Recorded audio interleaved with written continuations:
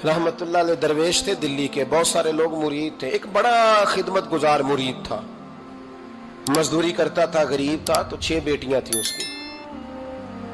हजरत साहब के पास रोज आके कहता, हुजूर बच्चियों के लिए दुआ करें, अल्लाह कोई असबाब पैदा कर दे। एक बच्ची की शादी का खर्चा 1000 दिनार है और मैं गरीब हूं। हजरत साहब दुआ कर देते। खानका शरीफ के थोड़े ही फासले पर, हजरत जहां बैठ के मुरीदों की तरबियत करते थे, उससे थोड़ा ही फासले पर ना एक ईसाई रहता था, बड़ा मालदार था, बड़ी सारे ऊंट, गायें, भेड़, बकरियां रखी हुई थी और हजरत शरफुद्दीन रहमतुल्लाह अलैह की बड़ी मुखालफत करता था। और ये जो आपका गरीब मुरीद था, ये उसका पड़ोसी था। एक दिन बुला के ना उनको कहने लगा कि तू किधर जाके जो है वो टकरे मार रहा है, वहां तुझे कुछ नहीं मिलने वाला। वो तुझे क्या देंगे जिनकी खानका खुद चंदे पे चलती है, मदरसा चंदे पे चलता है, मस्जिद चंदे पे चलती है। तेरी बेटी का मामला कहां हल होगा? तो उस दरवेश ने कहा कि तू मेरे पीर को नहीं जानता, तू अजय मेरा महबूब नहीं डिठा, तो पता नहीं ना, तू इस रास्ते का मुसाफिर नहीं, तू नहीं जानता। उनका बस चले ना तो वो हर कीमत में मेरी बेटियों की शादी करा दे। अब वो ईसाई था, कहने लगा अच्छा चलो ठीक है, अगर इतनी बात है ना तो जाओ उनसे जाके कह दो कि 6 साल के लिए मेरे साथ मुआहदा कर लें, तो मेरे जानवरों को चारा डाल दिया करे, 6 साल ड्यूटी करे, मैं 6000 दिनार दे देता हूं। वो मेरे साथ 6 साल मेरे जानवरों को चारा डाले, रखते हैं ना आप चारा डालने के लिए एडवांस पैसे दे के। अब तो लोग उन्हें भी गुलाम ही बना लेते हैं, बड़ी थोड़ी तनख्वाह देते हैं, जुल्म करते हैं, पूरा मुआवजा नहीं देते। हजरत शेख शरफुद्दीन के बारे में वो कहने लगा जब अपने पीर से जाके कह के मेरे जानवरों को 6 साल चारा डाले, मैं 6000 दे देता हूं, तू जो कहता है हर कीमत पे जाने को तैयार है। उसने जब ये बात की तो मुरीद ने नाराज हो गया, वो लड़ाई हो गई, गिरबान पकड़ लिया, झगड़ा हुआ, बात बड़ी दूर गई। इस तरह की बात करता मेरे हजरत के बारे में, तेरे जैसे कई मैं वहां काम पे रखा दूं। जब वो बड़ी बहस हुई, बात मोहल्ले में, इलाके में फैल गई, दुनिया ने सुन ली, तो शेख शरफुद्दीन तक भी पहुंच गई। इस तरह झगड़ा हुआ है। लोग सो गए इशा की नमाज के बाद। हजरत साहब ने ना सर पे कपड़ा लिया, उस ईसाई के दरवाजे पे दस्तक दी, वो बाहर आया, फरमाने लगे लोग तो सोच समझ के मुलाजम रखते हैं, तूने भी तो सोच ही लिया होगा, तभी तो मुझे ऑफर की है। तू अपनी ऑफर पे कायम है? वाकई मुझे रख लेगा और 6000 दिनार दे देगा? कहने लगा जा बाबा काम कर अपना। फरमाया नहीं, तूने इतने लोगों में बात की, इतनी बहस हुई, तो कायम है? कहने लगा मैं तो कायम हूं, पर आपने नहीं कायम रहना। फरमाया मैं सोच समझ के आया हूं। उसने कहा आप ड्यूटी करेंगे, भैंसों को चारा डालेंगे? फरमाया एक शर्त, बस जब अजान हो जाए ना तो मुझे रब की नमाज पढ़ने की इजाजत दे देना, बाकी सुबह शाम जो तू कहेगा। अगर उस गरीब की बेटियां ब्याही जाए तो मुझे और क्या चाहिए? उसकी 6 बेटियों का बोझ है उसके सर पे, तू मुझे रख ले। अल्लाह अकबर। वो कहने लगा चले पे मेरे साथ खते बंदगी कर ले। आजकल हम स्टाम्प करते हैं, उस जमाने में खते बंदगी होता था, गुलामी का खत काजी शहर के पास, यानी उसका ख्याल था कि चलो स्टाम्प की बात करूंगा तो भाग जाएंगे। फरमाया चल मैं तैयार हूं। काजी तक गए, तय हो गया, 6000 दिनार दे दिए। हजरत ने मुरीद को बुलाया, फरमाया पुत्र ये ले जा मेरी बेटियों को रवाना कर दे। कहने लगा हुजूर ये क्या कर रहे हो आप, कुछ सोचे? फरमाया यार जब तुझे बेटा बना लिया तो फिर मेरी पोतियां तो लगती हैं ना, मेरा हक तो बनता है ना, जा जाके ड्यूटी कर, उनको ब्याह दे। बात फैल गई, बादशाह भी अकीदतमंद था, वो 12000 दिनार लेके पहुंचा। क्या बताऊं इन रब के बंदों का दिल कैसा होता है, क्या दर्द होता है, क्या रंग। 12000 दिनार लेके बादशाह आया और आके हजरत को पेश किए, का हुजूर आप दें इस ईसाई को डबल दें और जाए काम करें। आप फरमाने लगे तू पैसे दे, शर्तें ना लगा, मेरा जहां दिल करेगा मैं खर्च करूंगा, मुझे तो मजा ही अब आने लगा है, अभी तो लुत्फ आ रहा है, अभी तो जायका आया है कुछ करने का, पैसे देने हैं तो दे, पाबंदी ना लगा, जहां मेरा दिल करेगा मैं। उसने कहा हुजूर ठीक है रख ले। हजरत ने फजर मस्जिद में पढ़ी, जेब में 12000 दिनार थे, ऐलान फरमाया भी किसी और की बेटी भी बैठी है तो पैसे मेरे पास है। वो 12000 दिनार भी बांट दिया और 12000 दिनार बांट के ना तो फिर चले गए खेत में चारा काटने। उस ईसाई को किसी ने बतलाया कि उनके पास तो 12000 आया है, पर तुझसे जान नहीं छुड़ाई उन्होंने। वादा ये हुआ था कि 6 देंगे तो जाएंगे, जब तक देंगे नहीं तेरे घर में काम करेंगे। वो ना चारा काट रहे थे, हजरत साहब तो वहां पहुंच गया, दूर जाके खड़ा हो गया, कहने लगा बाबा پہلے تو میں نے مسلمانوں کے اخلاق سنے تھے، اب تو میں نے دیکھ بھی لیے، پر یہ بتا جب 12,000 آیا تھا جان کیوں نہیں چھڑائی؟ تو حضرت چارہ کاٹتے کاٹتے رو پڑے، فرمانے لگے تو نہیں نہ جانتا یہ بیٹیاں سانجھی ہوتی ہیں، پتہ نہیں نا؟ میرے رسول پاک نے تو حاتم تائی کی بیٹی کے سر پہ کپڑا رکھ کے کہا تھا بیٹیاں برابر ہوتی ہیں، تو یہ نہیں پتا جب اس کی 6 بیٹیوں کی شادی ہوئی ہے میرے اندر روحانیت کتنی بڑی ہے۔ فرمایا پھر 12,000 آیا ہے تو 2-4 بچیاں پھر گئی ہیں، تو یہ نہیں پتا میں اندر سے راضی کتنا ہوں، میں تیری نوکری کرتا رہوں گا، پتہ نہیں اللہ کتنی بیٹیوں کو بیاہ دے گا۔ اتنا رویا وہ عیسائی کے پیروں میں بیٹھ گیا، کہنے لگا بابا میں نے تیری مخالفت کی ہے پر تیرے قریب آ کے پتہ چلا ہے کہ تو بہت اونچے اخلاق کا مالک ہے، اور اگر تیرا یہ مقام ہے تو تجھے اخلاق سکھانے والے محمد عربی کی شان کتنی ہوگی۔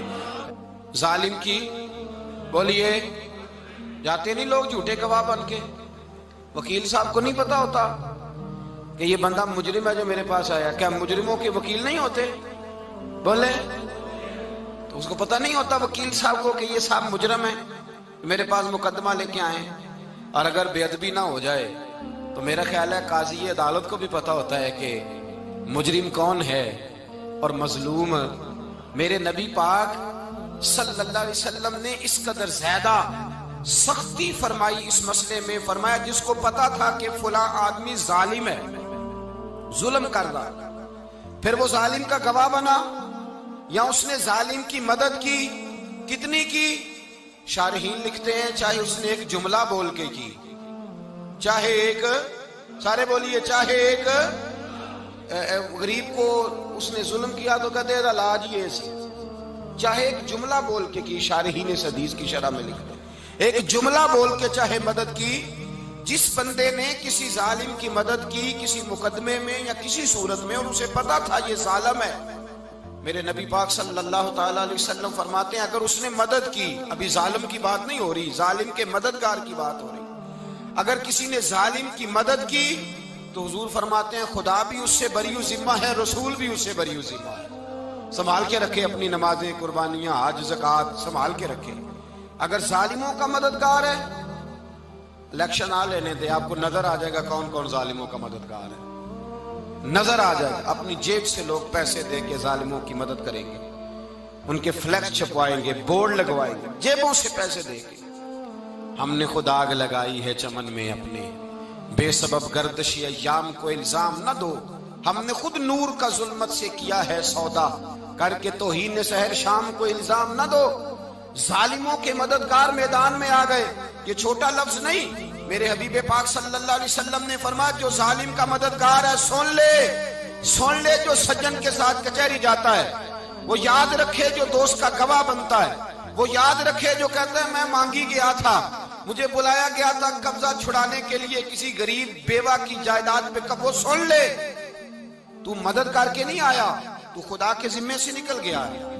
رسول پاک نے فرمایا تیرا میرا تعلق ختم ہو گیا، تو ظالم کا مددگار ہو گیا، پھر تو کہتا میں بے چین ہوں، میں بے قرار ہوں، میں آزمائش کا شکار ہوں، پلٹ کے دیکھ تو صحیح تیرا گناہ کتنا بڑا ہے۔ میرے نبی پاک صلی اللہ علیہ وسلم کا ایک اور فرمان سن لیں، ابن ماجہ ابو داؤد میں موجود ہے، اس حدیث کو آپ نے یاد کر لینا ہے، کر لیں گے انشاءاللہ، سارے کہیے انشاءاللہ کر لیں گے یاد۔ حضور صلی اللہ علیہ وسلم نے فرمایا اگر تو ظالم کی مدد کرے گا نا، یہ لفظ دل کی تختی پہ لکھ لینا، یہ مکافات عمل ہے، مکافات عمل دنیا، ادھر کرو گے تو ادھر بھرو گے۔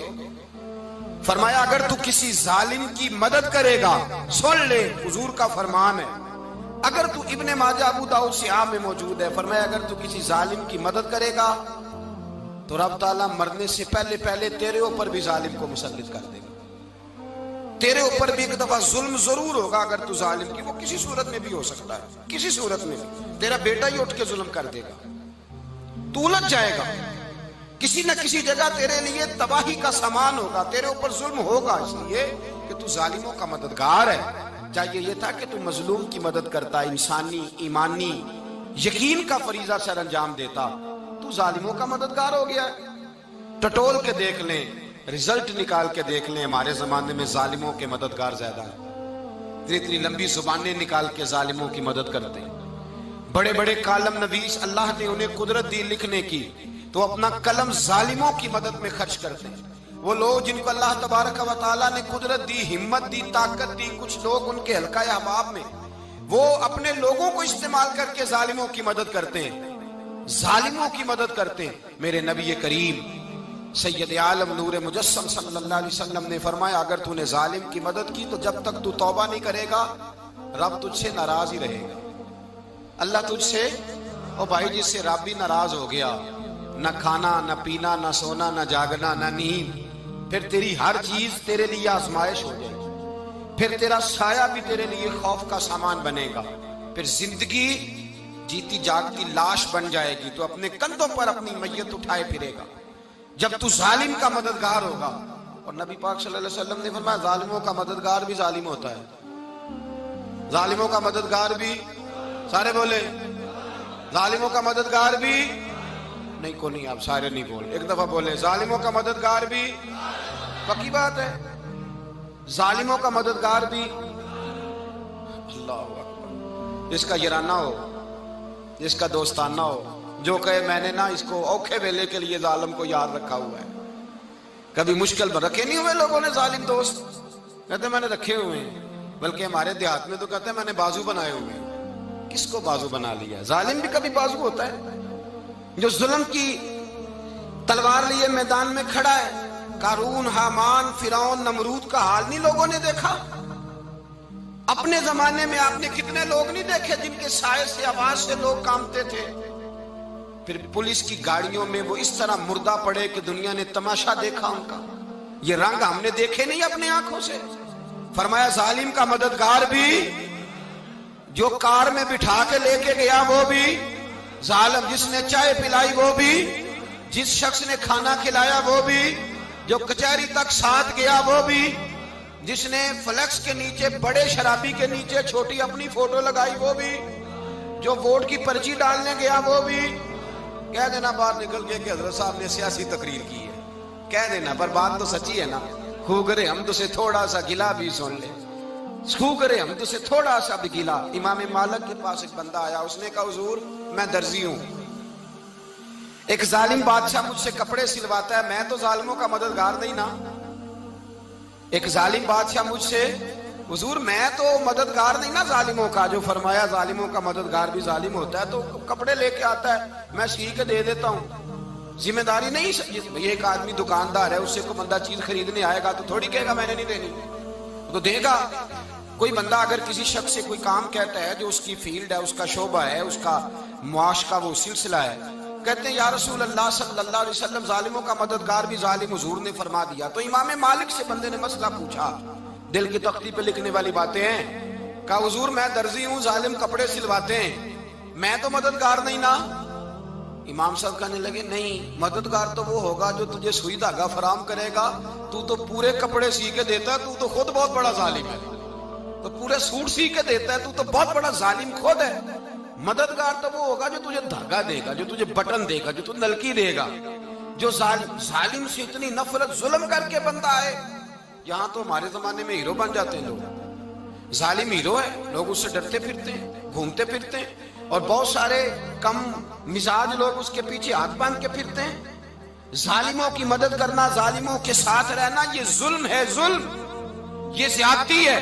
میرے نبی پاک صلی اللہ تعالی علیہ وآلہ وسلم نے ارشاد فرمایا، یاد رکھو رب فرماتا ہے میں مظلوم کی مدد ضرور کروں گا، چاہے جلدی کروں چاہے دیر سے کروں، میں مظلوم کی مدد۔